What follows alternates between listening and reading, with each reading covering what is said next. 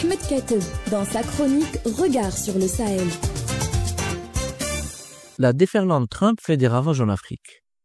La décision du président américain de geler l'aide américaine à l'étranger pour une durée de 90 jours n'en finit pas d'avoir des répercussions négatives sur la situation humanitaire dans de nombreux pays du continent.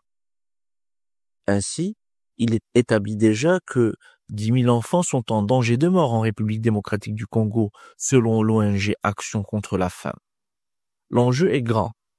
733 millions de personnes souffrent de la faim dans le monde, soit 10% de la population mondiale. La décision de Trump accentue la pression sur les organisations humanitaires et les États également.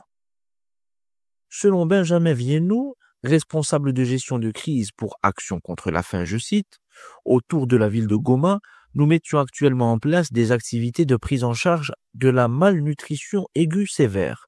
Aujourd'hui, 10 000 enfants de moins de 5 ans ne peuvent donc pas être pris en charge et leurs traitements sont à l'arrêt.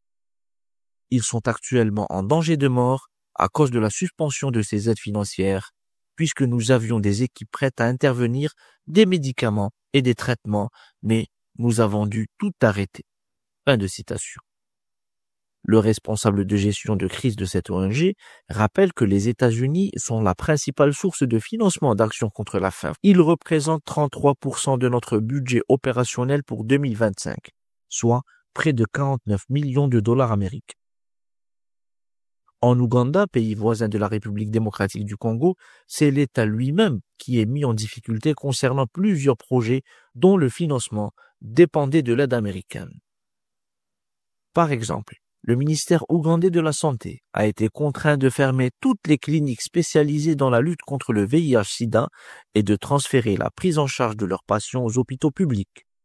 Une décision qui fait bien sûr peser le risque de leur engorgement, raison pour laquelle les autorités en appellent à la fibre patriotique des salariés désormais au chômage technique dans le but de limiter l'afflux des patients dans les établissements hospitaliers. Et c'est avec un sens de l'humour qui leur est propre, les Ougandais ont multiplié les messages sur X avec une pointe d'ironie pour signifier que le patriotisme est bien, mais qu'ils ne parvenaient pas à régler la situation économique difficile. Est-ce que je pourrais payer mon loyer avec du patriotisme? Ce message est devenu viral sur la toile. Alors qu'en Ouganda, le taux d'infection au VIH-Sida est passé de 19% à la fin des années 90 à 5% en 2024 et ne concerne plus désormais qu'environ 1,5 million de personnes, les professionnels de santé du secteur s'inquiètent, quand partout sur le continent africain, des conséquences sanitaires de l'arrêt de l'aide internationale des États-Unis. Ce qui laisse les observateurs perplexes sur les attitudes et les décisions du locataire de la Maison-Blanche.